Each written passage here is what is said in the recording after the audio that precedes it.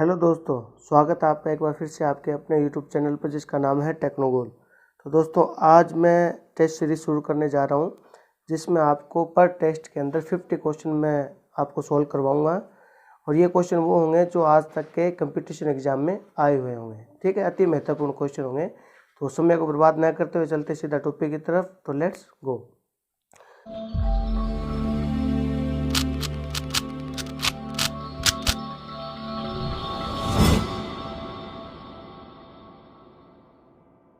तो देखिए दोस्तों, सबसे पहला क्वेश्चन है, इंजीनियरिंग स्टील रूल की रीडिंग परिशुद्धता क्या होती है। इंजीनियरिंग स्टील रूल जो अपने वर्कशॉप में यूज करते हैं वो स्टील रूल है, तो उसकी परिशुद्धता कितनी होती है, या फिर अपने कहते हैं अल्पतमांक उसका क्या है।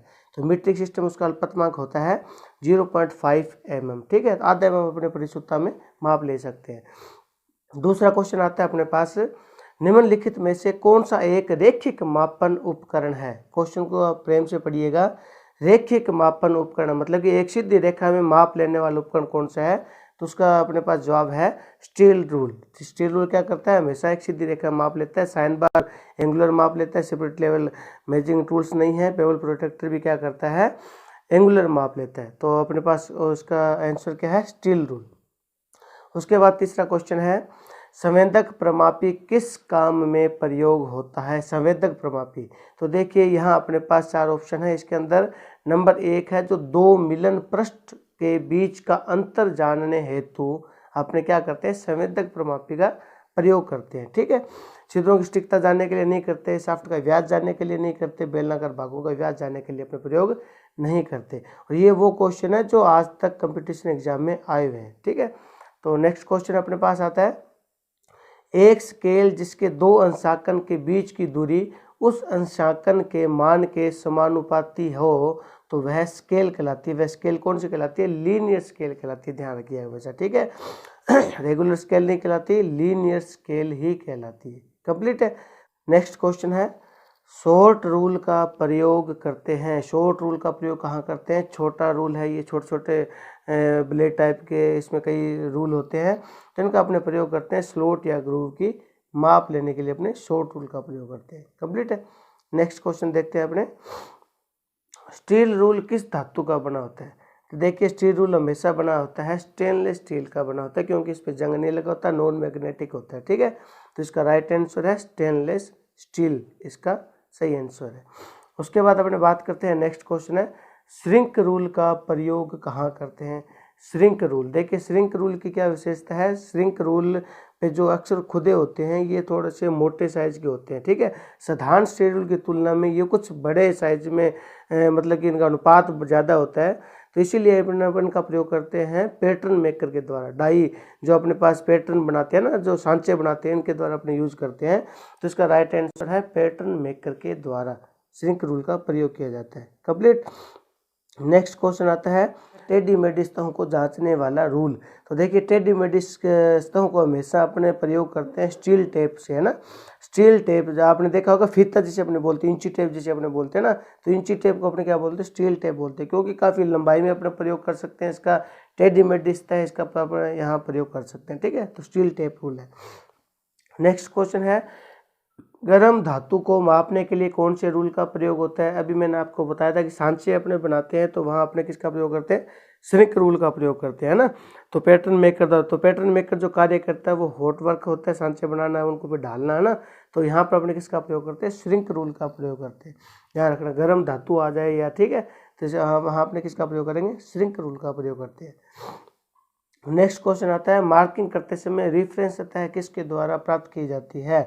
मार्किंग करते समय हमेशा रेफरेंस सतह है काम करने के लिए ड्राइंग के अनुसार प्राप्त की जाती है। ध्यान रखना। ठीक है, ड्राइंग में जो माप दी जाती है उसी को अपने आधार मानकर अपने प्रैक्टिकल में काम करते हैं। तो मार्किंग करते समय हमेशा जो ड्राइंग दी जाती है वही अपने पास रेफरेंस सतह का प्रदान करती है। नेक्स्ट क्वेश्चन अपने देखते हैं, लोहार द्वारा पैटर्न और हॉट जॉब पर कार्य करते समय निशान लगाने और माप लेने के लिए किस प्रकार के रूल का प्रयोग किया जाता है, ये भी अभी मैंने बताया था, श्रिंक रूल का प्रयोग करता है। क्यों, लोहार गर्म कार्य करता है, पैटर्न मेकर भी गर्म कार्य करता है, तो वहाँ अपने किसका रूल का प्रयोग करते हैं, श्रिंक रूल का प्रयोग करते हैं। तो देखिए श्रिंक रूल का क्वेश्चन 3-4 बार आ चुका है, तो काफ़ी इंपॉर्टेंट है, काफ़ी क्वेश्चन पढ़ते हैं इसमें से, ठीक है, तो इसको कंप्लीट कीजिएगा। श्रिंक रूल इसका सही जवाब है। नेक्स्ट अपने पास है, किस कटिंग मशीन में मोटर की घूर्णन गति को एक क्रैंक प्रणाली द्वारा रेखीय गति में बदला जाता है। देखिए अपने पास वृत्ताकार आ रही है, क्षैतिज बैंड आ रही है, कंटूर सा है, एक है पावर सा।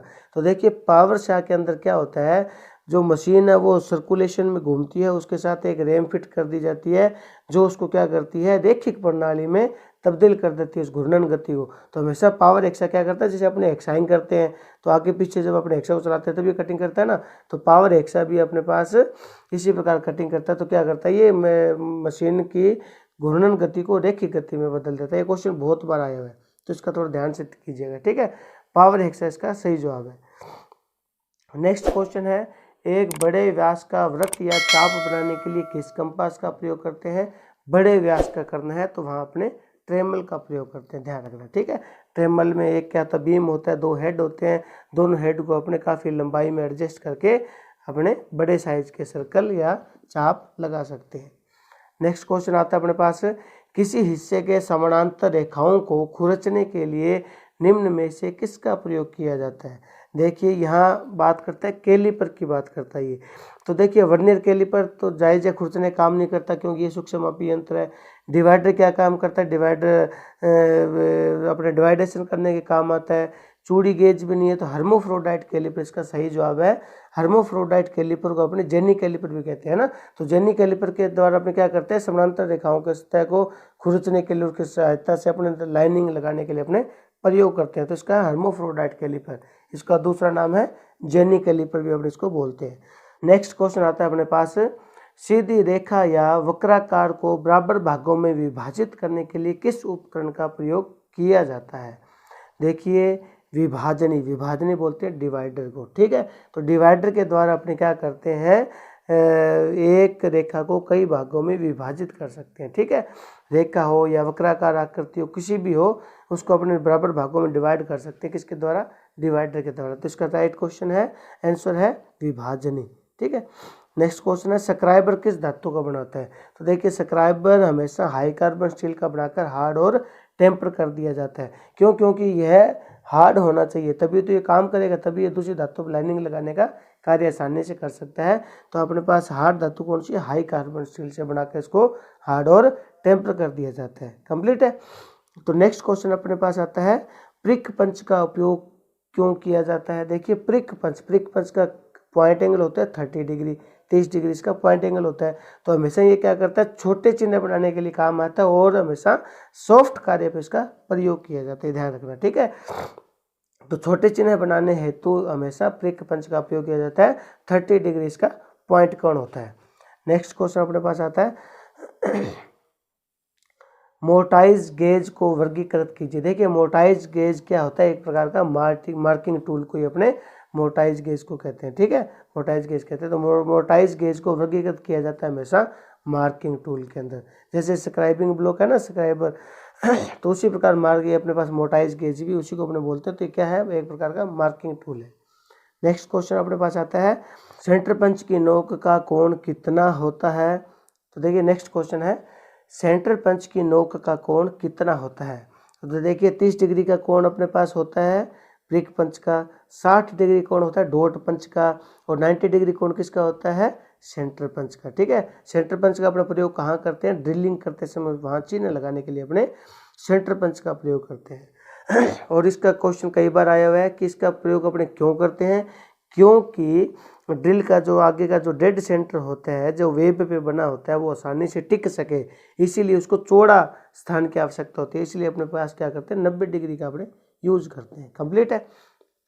चलते हैं नेक्स्ट अपने, डॉट पंच का उपयोग किसके लिए किया जाता है। अभी मैंने आपको बताया था डॉट पंच का प्रयोग किया जाता है हमेशा याददाश्त हेतु निशान लगाने के लिए, बनाने के लिए ना, जैसे मार्किंग की इसको स्थायी रूप से पक्का करने के लिए अपने किसका प्रयोग करते हैं, डॉट पंच का प्रयोग करते हैं। तो नेक्स्ट है अपने पास, मार्किंग टेबल किस धातु की बनी होती है।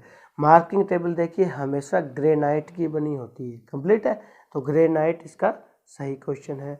उसके बाद अपने पास नेक्स्ट आता है, वाइट लेड पाउडर को तारपीन के तेल में घोल कर मिलाया जाता है जिसे तैयार मार्किंग मीडिया क्या कहलाता है? प्रिशियन ब्लू कहलाता है। क्या कहलाता है? प्रिशियन ब्लू कहलाता है। प्रिशियन ब्लू में से कई क्वेश्चन आए हुए हैं, इसको सूखने में ज़्यादा टाइम लगता है ना, और इसके द्वारा अपने क्या करते हैं कि सतह का रंग भी नीला हो जाता है। तो इसका क्वेश्चन बहुत बार आया हुआ है, तो इसको आप ध्यान रखिएगा। व्हाइट लेड पाउडर को तारपीन के तेल में मिलाकर कौन सा मार्किंग मीडिया तैयार होता है? प्रिशियन ब्लू तैयार होता है। तो इसका राइट आंसर है प्रिशियन ब्लू। नेक्स्ट अपने पास डिवाइडर का साइज कैसे लिया जाता है। देखिए डिवाइडर का साइज लिया जाता है, आप अपने दिमाग में हमेशा रखिएगा, जो उसका पॉइंट होता है, जो तिखा जो सिरा होता है, नुकीला सिरा होता है, वहाँ से लेकर इसके जो रिवेट या पिवट है ना, जो बीच का हिस्सा, वहाँ तक की दूरी या उसके सेंटर तक की दूरी में से इसका साइज लिया जाता है। तो इसका सही जवाब है सी है वर्किंग पॉइंट। वर्किंग पॉइंट में बोलता हूँ डिवाइडर का जो नुकीले सिरे होते हैं वहाँ से वहीं से माप लेता है ना, ये मतलब डिवाइडेशन करता है। तो वर्किंग पॉइंट और रिवेट के केंद्र तक की दूरी, रिवेट या पिवट पिन के सेंटर तक की दूरी अपने पास क्या कहलाता है? डिवाइडर का साइज लिया जाता है। तो इसका सी है राइट आंसर। कंप्लीट है। नेक्स्ट देखिए, उनमें से कौन सा मार्किंग मीडिया नहीं है? तो देखिए व्हाइट वाश मार्किंग मीडिया है, कॉपर सल्फेट भी है, लेआउट डाई भी है। तो ब्लैक पॉलिश क्या है? मार्किंग मीडिया में नहीं आता है। तो इसका राइट आंसर है सी ब्लैक पॉलिश। उसके बाद नेक्स्ट है, सरफेस प्लेट किस आकृति में नहीं होती है? तो देखिए सरफेस प्लेट कभी भी त्रिभुजाकार आकृति में नहीं बनी होती है। कंप्लीट है। नेक्स्ट चलते हैं अपने, ट्रेमल किस प्रकार का औजार है? ट्रेमल क्या है? मार्किंग औजार है, एक प्रकार का मार्किंग टूल है, क्योंकि ये मार्किंग करने का काम आता है। बड़े साइज के वृत्त या सर्कुलर या चाप लगाने के लिए अपने इसका प्रयोग करते हैं। तो ट्रेमल एक प्रकार का क्या है? मार्किंग औजार है। कंप्लीट है। कई जगह देखिए कन्फ्यूजन होता है, बहुउपयोगी भी बोल सकता है वो, लेकिन राइट आंसर है मार्किंग औजार, ध्यान रखना। चलते हैं नेक्स्ट, पिन पंच का प्रयोग करते हैं। पिन पंच आपने देखा होगा, पिन पंच कई प्रकार के होते हैं, वो आगे बता देंगे। तो पिन पंच क्या है? पिन पंच का प्रयोग हमेशा डोल पिन या टेपर पिन को बाहर निकालने के लिए ही किया जाता है। ठीक है, तो पिन पंच का प्रयोग कहाँ किया जाता है? डोल पिन है या टेपर पिन है, जब फिटिंग पार्ट्स में फिट होते हैं तो वहाँ से जो पिन निकालने के लिए अपने प्रयोग करते हैं, तो किसका प्रयोग करते हैं? पिन पंच का प्रयोग करते हैं। क्यों? क्योंकि इसका आगे का जो पॉइंट है उसकी लंबाई काफ़ी होती है। तो पिन पर, इस डोल पिन पर या टेपर पिन पर रख कर अपन चोट मारेंगे पिन पंच पर, तो एक तरफ से इनको बाहर निकाल देगा। तो इसका राइट आंसर है ए। नेक्स्ट क्वेश्चन है, मार्किंग टेबल की सतह पर इंग्रेव्ड लाइंस का क्या उद्देश्य है? इंग्रेव्ड लाइंस का कई बार क्वेश्चन आया हुआ है। इंग्रेव्ड लाइंस का तात्पर्य है जो मार्किंग टेबल पर जो लाइनिंग बनी होती है ना, क्रॉस के अंदर स्क्वायर से कटे होते हैं काफ़ी, उनको अपने बोलते हैं इंग्रेव्ड लाइंस। तो इसका प्रयोग क्यों, इसका ये बनाने का उद्देश्य क्या है? जॉब की सेटिंग के लिए, यानी कि जॉब को अपने सही तरीके से सेट कर सकें, लाइनों को अपने आधार मानकर, है ना। तो इसका राइट आंसर है बी है। माप लेने के लिए इसका कोई यूज नहीं है, सुंदरता बढ़ाने के लिए भी नहीं है। तो इसका राइट आंसर है जॉब की सेटिंग के लिए सहायता प्रदान करने का है। तो नेक्स्ट अपने पास क्वेश्चन है, ट्रेमल के बीम की लंबाई क्या होती है? तो देखिए ट्रेमल आपके दिमाग में होना चाहिए, बड़े साइज के सर्कल या चाप लगाने के लिए अपने यूज़ करते हैं। तो ट्रेमल के बीम की लंबाई कितनी होती है? 150 से 500 mm होती है। तो ताकि अपन 150 से लेकर 500 mm तक के सर्कल या चाप आसानी से लगा सकते हैं। इसका राइट आंसर है सी। नेक्स्ट देखते हैं, ढलाई की हुई या फोर्ज की सतह पर मार्किंग मीडिया का प्रयोग करते हैं। कौन से मार्किंग मीडिया प्रयोग करते हैं? तो देखिए चाक पाउडर जो व्हाइट वाश है, इसका अपने प्रयोग करते हैं ढलाई की हुई या फोर्ज की हुई सतह पर, क्योंकि रफ सतह है ये, है ना। तो रफ सतह पर अपने चाक पाउडर या फिर व्हाइट वाश का ही प्रयोग करते हैं। ये क्वेश्चन, सभी क्वेश्चन ये जितने मैं आपको करवा रहा हूँ, ये कंपटीशन एग्जाम में आए हुए क्वेश्चन है, ध्यान रखना। ठीक है, DRDO हो गया, मेट्रो हो गया, NPCL हो गया, RUNL हो गया, RRB हो गया, सभी के अंदर ये क्वेश्चन आए हुए हैं। तो कृपया इन क्वेश्चनों को कंप्लीट कीजिएगा ध्यान से। नेक्स्ट क्वेश्चन आता है अपने पास, सरफेस गेज से लाइन खींचते समय स्क्राइबर के पॉइंट और जॉब के सतह के बीच का कोण बताइए।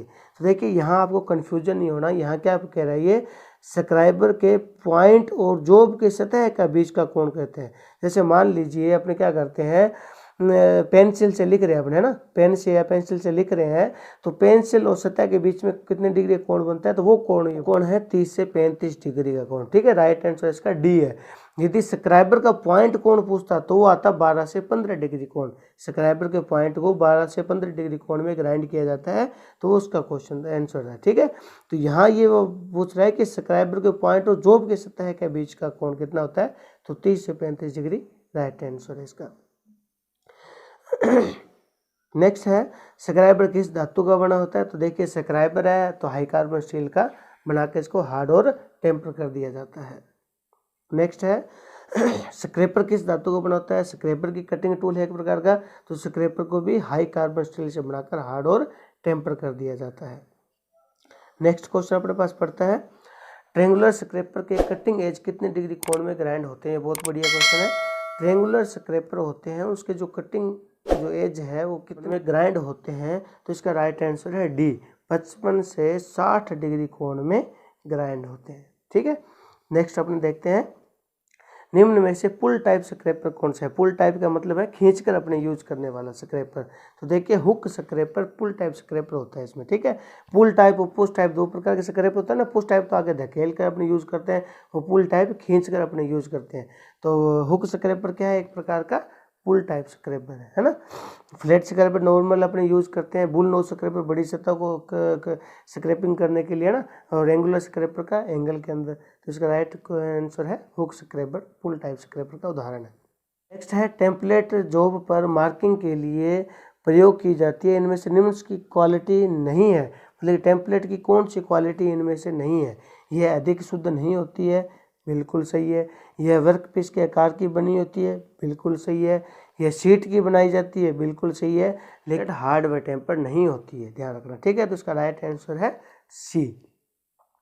नेक्स्ट क्वेश्चन है स्क्रैपर का प्रयोग कहाँ किया जाता है। तो देखिए हमेशा स्क्रैपर को खुरचने के तरीके से अपने यूज करते हैं ना, तो हमेशा स्क्रैपिंग एक प्रकार की क्या खुरचन उतारते हैं अपने, तो खुरचने के लिए अपने किसका प्रयोग करते हैं, स्क्रैपर का प्रयोग करते हैं। तो इसका राइट आंसर है सी, खुरचने के लिए। नेक्स्ट अपने पास क्वेश्चन है ड्रिलिंग से पूर्व जॉब पर सेंटर मार्क करने के लिए क्या प्रयोग करते हैं। मतलब जो चिन्ह अपने लगाते हैं वो चिन्ह किसके द्वारा लगाया जाता है, तो जायज़ है से ड्रिलिंग करते हैं, ड्रिलिंग करने से पहले सेंटर पंच का अपने प्रयोग करते हैं, ध्यान रखना। ठीक है, कंफ्यूज नहीं होना यहाँ आपको।